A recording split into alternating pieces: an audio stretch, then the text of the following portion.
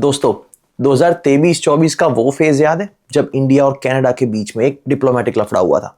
वो किसी toxic relationship से कम नहीं था। दोनों देश बहुत झगड़ रहे थे, blocking each others diplomat, suspending visa. It was a total system hang moment. लेकिन असली सिचुएशन तब खराब हुई जब लोग बोलने लगे कि India Canada relationship is dead.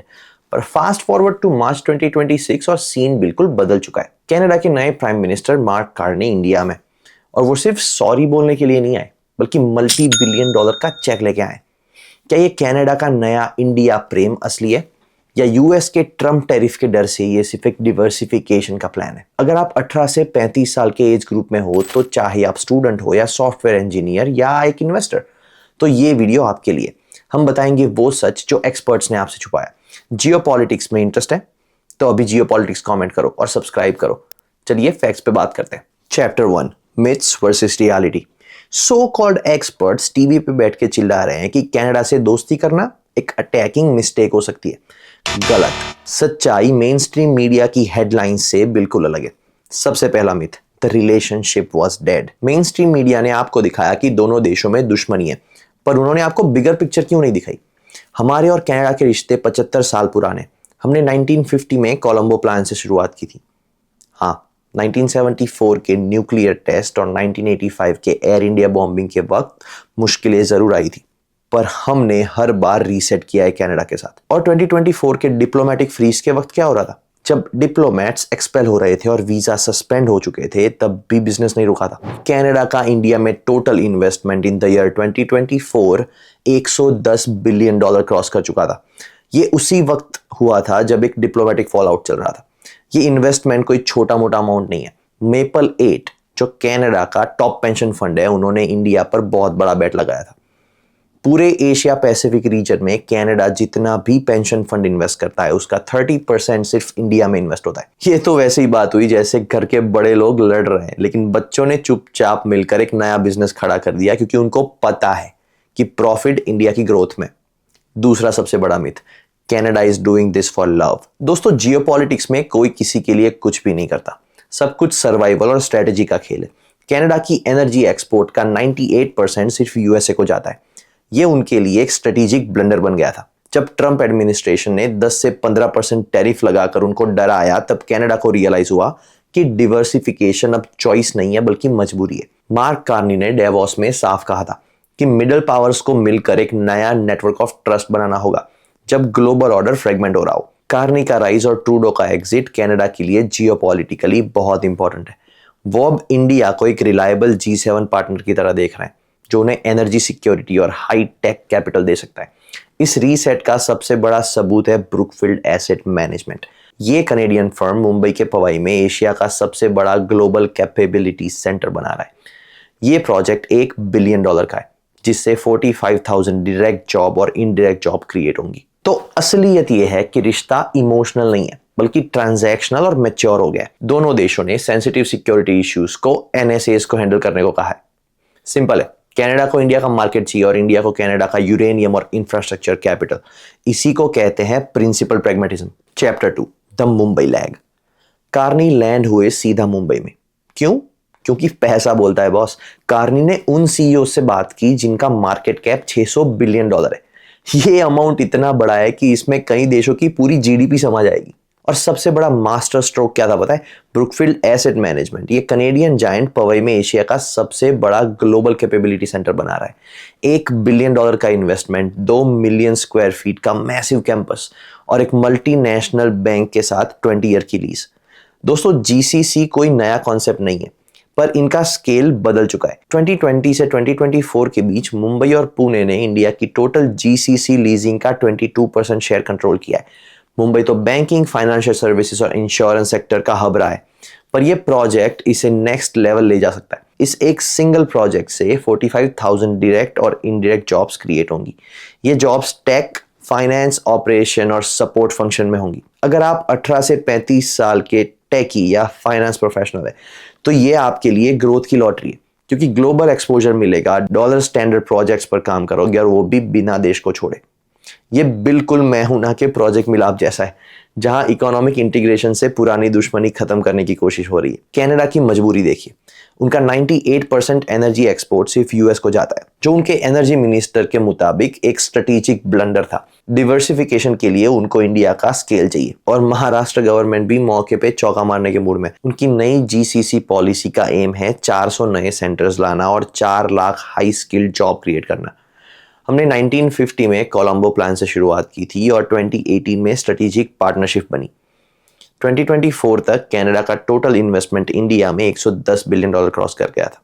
मतलब साफ है, जब डिप्लोमेट्स 2023 में लड़ रहे थे तब Canadian pension funds Maple eight ने इंडिया से अपना हाथ नहीं खींचा था। उन्हें पता था कि India is the world's fastest growing major economy. तो अगली बार जब कोई आपको कहे कि कनाडा इंडिया का रिश्ता खत्म हो चुका है, तो उन्हें पवई की ये $1 बिलियन के प्लान का ब्लूप्रिंट जरूर दिखा देना।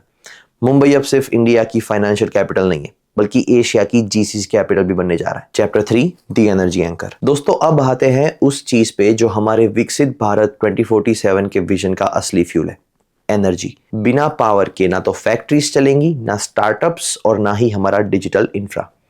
इंडिया का मिशन है 2047 तक 100 गीगावाट की न्यूक्लियर कैपेसिटी तक पहुंचना। पर सच्चाई ये है कि अभी हम उस कैपेसिटी के 1/10 पोर्शन पर है। हमारे पास विजन तो है, पर उस रिएक्टर को चलाने के लिए फ्यूल नहीं है, यानी कि यूरेनियम की कमी है। और इसी एनर्जी गैप को भरने के लिए पीएम कार्नेगी ट्रिप का सबसे बड़ा शो स्टॉपर था $2.6 बिलियन का यूरेनियम डील। ये कोई छोटी मोटी डील नहीं है। सैस्केटून बेस्ड कंपनी कैमिको इंडिया के डिपार्टमेंट ऑफ एटॉमिक एनर्जी को 22 million pounds of uranium supply करेगी। ये सप्लाई 2027 से 2035 तक चलेगी। दोस्तों, ये जियोपॉलिटिक्स का सबसे बड़ा कैरेक्टर डेवलपमेंट है। 1974 में जब इंडिया ने पीसफुल न्यूक्लियर टेस्ट किया था, तो कनाडा ने ही गुस्से में आकर न्यूक्लियर टेक की सप्लाई को रोक दिया था। वही कनाडा आज हमारे न्यूक्लियर प्रोग्राम का सबसे बड़ा पार्टनर बन रहा है। इसे कहते हैं स्ट्रेटेजिक मैच्योरिटी। पर यह डील सिर्फ न्यूक्लियर तक लिमिटेड नहीं है। हमें रशियन क्रूड ऑयल पर अपनी डिपेंडेंस को कम करना होगा, क्योंकि ग्लोबल प्रेशर बहुत बढ़ रहा है। कनाडा यहाँ एक रिलायबल रूल बेस्ड प्रोड्यूसर बन सकता है। कनाडा अब इंडिया को एलएनजी और एलपीजी का मेजर सोर्स बनाना चाहता है। कनाडा का गोल है 2030 तक 50 मिलियन टन और 2040 तक 100 मिलियन टन एलएनजी प्रोड्यूस करना।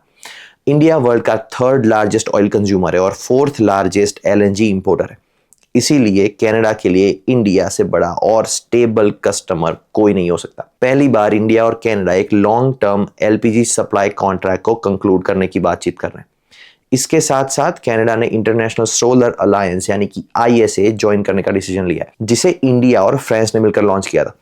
ये दिखाता है कि कनाडा हमारे क्लाइमेट लीडरशिप को अब ऑफिशियली रिकॉग्नाइज कर रहा है। सिंपल वर्ड्स में अगर कहे तो इंडिया को ग्रोथ के लिए फ्यूल चाहिए और कनाडा को अपने रिसोर्सेज के लिए यूएस के अलावा एक भरोसेमंद मार्केट और एक पार्टनर चाहिए। ये दोस्ती सिर्फ पेपर्स पर नहीं है, बल्कि हमारे रिएक्टर और सप्लाई चेन्स में स्ट्रक्चरल अलाइनमेंट ला रही है। तो अगर आपको लगता है कि एनर्जी सिक्योरिटी ही इंडिया को ग्लोबल सुपर पावर बनाएगी, तो इस वीडियो को जरूर लाइक कीजिए। Chapter 4, the talent reset. दोस्तों, 2025 में कनाडा ने जब इमिग्रेशन रूल्स टाइट किए थे, तो ऐसा लगा था कि स्टूडेंट्स के लिए अवेंजर्स एंड गेम हो गया। 61% की गिरावट। 2024 के मुकाबले में स्टूडेंट अराइवल 1.7 लाख से ज्यादा गिर गए थे। लोग कहने लगे थे कि कनाडा इज ओवर, अब वहां जाकर कुछ फायदा नहीं है। पर सच्चाई ये है दोस्तों कि कनाडा अब अपनी नई स्ट्रेटेजी को रीसेट कर रहा है। अब वो वॉल्यूम यानी कि भीड़ नहीं, लेकिन क्वालिटी यानी कि टैलेंट ढूंढ रहा है। इसके लिए मार्क कार्नी गवर्नमेंट ने लॉन्च किया है Canada India talent and innovation strategy. History को देखिए, इंडिया और कनाडा के बीच में 75 साल से ज्यादा के डिप्लोमेटिक और एजुकेशनल रिश्ते हैं। हमेशा से स्टूडेंट्स ने एक लिविंग ब्रिज की तरह काम किया है दोनों देशों के बीच में। पर अब कनाडा ने प्राइवेट कॉलेज पार्टनरशिप्स पर सिस्टम हॉल्ट लगा दिया है और पूरा फोकस हाई वैल्यू टैलेंट पर शिफ्ट कर दिया है। स्टूडेंट्स, ये लिस्ट को ध्यान से सुनो, क्योंकि ये आपका करियर बदल सकता है। 14 डेज पीएचडी वीजा, ये असली गेम चेंजर है। अगर आप डॉक्टरल स्टूडेंट है तो आपको आपकी फैमिली को 2 वीक्स में डिसीजन मिल जाएगा वीजा के लिए। प्लस मास्टर्स और पीएचडी स्टूडेंट्स को किसी भी प्रोविंशियल अटेस्टेशन लेटर यानी कि पीएएल की जरूरत नहीं होगी। वो नेशनल परमिट कैप से भी एग्जम्प्ट होंगे। दूसरा है इनोवेशन मोबिलिटी वीजा। ये एक रेवोल्यूशनरी कदम है। इंडियन पीएचडी कैंडिडेट्स कनाडा में 24 महीने तक रिसर्च भी कर सकते हैं और उसके साथ में इंडस्ट्री में एक तगड़ा एक्सपीरियंस भी गेन कर सकते हैं, वो भी बिना LMIA के। तीसरा है बहुत बड़ी स्कॉलरशिप्स। यूनिवर्सिटी ऑफ टोरंटो ने $100 मिलियन एलोकेट किए हैं 200 फुल्ली फंडेड स्कॉलरशिप्स के लिए। इसके अलावा 2 और यूनिवर्सिटी के बीच में एमओयू हुआ है जहां पे हर साल 300 इंडियन स्टूडेंट्स को 12 हफ्ते के लिए फुल्ली फंडेड रिसर्च इंटर्नशिप मिलेगी। ये उन लोगों के लिए ग्रीन फ्लैग है जो रिसर्च में सीरियस है। कनाडा अब इंडिया के टैलेंट को सिर्फ इमिग्रेंट्स नहीं बल्कि अपना सॉफ्ट इंफ्रास्ट्रक्चर बनाना चाहता है। मैकगिल यूनिवर्सिटी बेंगलुरु में एक एआई सेंटर ऑफ एक्सीलेंस खोल रही है। यूनिवर्सिटी ऑफ ब्रिटिश कोलंबिया ने अपना साउथ एशियन हब इंडिया में एंकर किया है। डेलहाउसी यूनिवर्सिटी के साथ मिलकर तिरुपति में एक try institutional global innovation campus बन रहा है। सिंपल वर्ड्स में अगर कहूं कि अगर आप कनाडा एक फ्रॉड कॉलेज के चक्कर में जा रहे हैं तो रास्ता बंद है, पर अगर आप एआई, हेल्थ टेक और क्लीन टेक और साइबर सिक्योरिटी जैसे प्रायोरिटी सेक्टर में इनोवेशन करना चाहते हैं तो कनाडा आपके लिए रेड कार्पेट से वेलकम करेगा। कनाडा को पता है कि उनकी रिसर्च इकोसिस्टम और इनोवेशन के लिए इंडियन स्टूडेंट्स की बहुत ज्यादा जरूरत है। ये पार्टनरशिप अब एपिसोडिक ट्रांजैक्शन से निकलकर एक स्ट्रेटेजिक इंटीग्रेशन की तरफ बढ़ रही है। तो दोस्तों, कनाडा ओवर नहीं हुआ है, बस अब वहां जाने का स्टैंडर्ड प्रो लेवल हो चुका है। आपको क्या लगता है, क्या ये क्वालिटी बेस्ड अप्रोच स्टूडेंट के लिए बेहतर है? हमें कमेंट्स में बताइए। चैप्टर 5, स्पेस और सिक्योरिटी। दोस्तों, रिश्ता सिर्फ ट्रेड और यूरेनियम डील तक भी लिमिटेड नहीं था। टेक में भी एक मैसिव सिस्टम अपडेट हो रहा है। अभी तक हम सिर्फ धरती यानी कि अर्थ पर दोस्ती बढ़ा रहे थे, पर अब ये दोस्ती स्पेस में भी पहुंच गई है। इसरो और कनेडियन स्पेस एजेंसी CSA ने मिलकर space robotics, human space flight और क्वांटम कम्युनिकेशन पर काम करना शुरू किया। पर यह कोई ओवरनाइट दोस्ती नहीं है, ये साथ एक 30 साल पुराना है। सबसे पहले MOU 1996 में साइन हुआ था। हिस्ट्री के पन्नों को अगर ध्यान से देखें तो ये रिश्ता मिशन मंगल जैसा है, काफी अप्स एंड डाउन्स, पर फाइनल गोल क्लियर है। आज हम एक नए इंप्लीमेंटिंग अरेंजमेंट की तरफ बढ़ रहे हैं। हम एडवांस टेक्नोलॉजी शेयर करेंगे। इसरो मार्च 2026 तक 3 नए अर्थ ऑब्जर्वेशन सैटेलाइट्स यानी कि EO लॉन्च करने वाला है। ये सैटेलाइट्स हाई रेजोल्यूशन सेंसर्स और रेडार बेस्ड इमेजिंग से इक्विप्ड होंगे। कनाडा इसका फायदा डिजास्टर मैनेजमेंट जैसे कि फ्लड्स और साइक्लोन्स और क्लाइमेट मॉनिटरिंग के लिए उठाएगा। कनाडा अपनी पहली क्वांटम कम्युनिकेशन सैटेलाइट QEYS-SAT 2026 में लॉन्च कर रहा है। ये ट्रांस एटलांटिक नेटवर्क को अनहैकेबल बनाने का एक स्टेप है और इंडिया के साथ मिलकर कनाडा एक सिक्योर कम्युनिकेशन का नया ब्लूप्रिंट लिख रहा है। पर दोस्तों, अब आते हैं एक ऐसे सवाल पर जो हम सबके दिमाग में, the elephant in the room, the Nijjar case और सिक्योरिटी कंसर्न्स का क्या इंडिया उसको भूल चुका है? गलत, उसे भूला नहीं गया, बल्कि उसे इंस्टीट्यूशनल गार्ड रेल्स में डाल दिया गया। जियोपॉलिटिक्स में जब सिस्टम क्रैश होने वाला हो तो एक्सपर्ट गार्ड रेल्स डालते हैं ताकि नुकसान कम हो। सेंसिटिव सिक्योरिटी इश्यूज को पॉलिटिशियंस अब पब्लिक में डिस्कस नहीं करेंगे। अब ये मामला दोनों देशों के नेशनल सिक्योरिटी एडवाइजर्स के बीच में सॉल्व होगा। दोनों देशों ने एक काउंटर टेररिज्म, ऑर्गेनाइज क्राइम और नारकोटिक्स के लिए एक शेयर्ड वर्क प्लान लॉन्च किया है। निज्जर केस की क्रिमिनल इन्वेस्टिगेशन ज्यूरी ट्रायल से पहले की स्टेज में। इंडिया ने यह साफ कह दिया है कि sensitive matters under judicial consideration are best allowed to proceed without public commentary. इसे कहते हैं प्रिंसिपल प्रैग्मेटिज्म। कनाडा ने दिल्ली में अपना डिफेंस अटैच बनाया है और इंडिया ने वॉशिंगटन के अटैच को कनाडा के लिए एक्रेडिट कर दिया है। ये बिल्कुल वैसा है जैसे 2 बड़े बिजनेस पार्टनर्स के बीच एक परमानेंट सिक्योरिटी गार्ड बिठा देना ताकि कोई इंसिडेंट पूरे $70 बिलियन की रिलेशनशिप को क्रैश ना कर सके। कनाडा का ये इंडिया प्रेम इसीलिए है क्योंकि उनको US के टैरिफ का डर है और उनको डिवर्सिफिकेशन करना है। और इंडिया के लिए कनाडा एक रिलायबल G7 पार्टनर है जो यूरेनियम से लेकर एरोस्पेस टेक्नोलॉजी तक सप्लाई कर सकता है। तो दोस्तों, ये सबक है जियोपॉलिटिक्स में इमोशन से ज्यादा एवोल्यूशन जरूरी है। हम एक ऐसे स्टेज पे हैं जहां सिक्योरिटी इश्यूज को हैंडल करने के लिए एक प्रोफेशनल मैकेनिज्म है और टेक को हैंडल करने के लिए स्पेस एज पार्टनरशिप। तो कंक्लूजन क्या है? तो दोस्तों, इस पूरे वीडियो में हमने डिकोड किया एक असली टेक अवे। क्या ये सिर्फ एक डिप्लोमेटिक विजिट थी? बिल्कुल नहीं। जियोपॉलिटिक्स का एक पुराना उसूल है, In geopolitics, there are no permanent friends or enemies, only permanent interest. हमारे और कनाडा के रिश्तों ने पिछले 80 सालों में एक सिंगल वेव देखी है। हमने 1950 में कोलंबो प्लान से शुरुआत की थी, पर 1974 के न्यूक्लियर टेस्ट और 1985 के ट्रेजिक एयर इंडिया बॉम्बिंग ने रिश्तों को बहुत खराब कर दिया था। और 2023-2024 का फॉल आउट इसकी पीक टॉक्सिसिटी पे था। पर कार्नी गवर्नमेंट ने रियलाइज किया है कि प्रिंसिपल प्रैग्मेटिज्म ही रास्ता है। कनाडा की मजबूरी देखिए, उनका 98% एनर्जी एक्सपोर्ट सिर्फ एक ही मार्केट पे डिपेंडेंट है, जिसे उनके ही एक मिनिस्टर ने एक स्ट्रेटेजिक ब्लंडर कहा है। ट्रंप एडमिनिस्ट्रेशन के 15% टैरिफ ने सब कुछ हिला के रख दिया। वहीं दूसरी तरफ इंडिया को अपने विकसित भारत 2047 के विजन के लिए एनर्जी सिक्योरिटी चाहिए। हमें क्लियर यूरेनियम चाहिए ताकि 100 गीगावाट न्यूक्लियर कैपेसिटी तक हम पहुंच सके। इसीलिए रीसेट दोस्ती से ज़्यादा स्ट्रेटेजिक नेसेसिटी है। टारगेट सेट है दोस्तों, 2030 तक बायलैटरल ट्रेड को $70 बिलियन तक ले जाना, और इसका सबसे बड़ा एंकर होगा CEPA यानी कि कॉम्प्रिहेंसिव इकोनॉमिक पार्टनरशिप एग्रीमेंट, जिसे एंड ऑफ 2026 तक फाइनलाइज किया जाएगा। पीएम मोदी ने CEO फोरम में एक बहुत अच्छी बात की थी। उन्होंने कहा कि just like in T20 cricket with fast decision, fearless strokes and match winning partnerships, India and Canada will shape the future together. पर याद रखिए, हमें साइबर सिक्योरिटी और डिफेंस में आत्मनिर्भर होना ही होगा। कनाडा जैसे G7 पार्टनर के साथ मिलकर हम ये इंश्योर कर सकते हैं कि ग्लोबल सप्लाई चेन्स को कोई भी पावर वेपनाइज ना कर सके।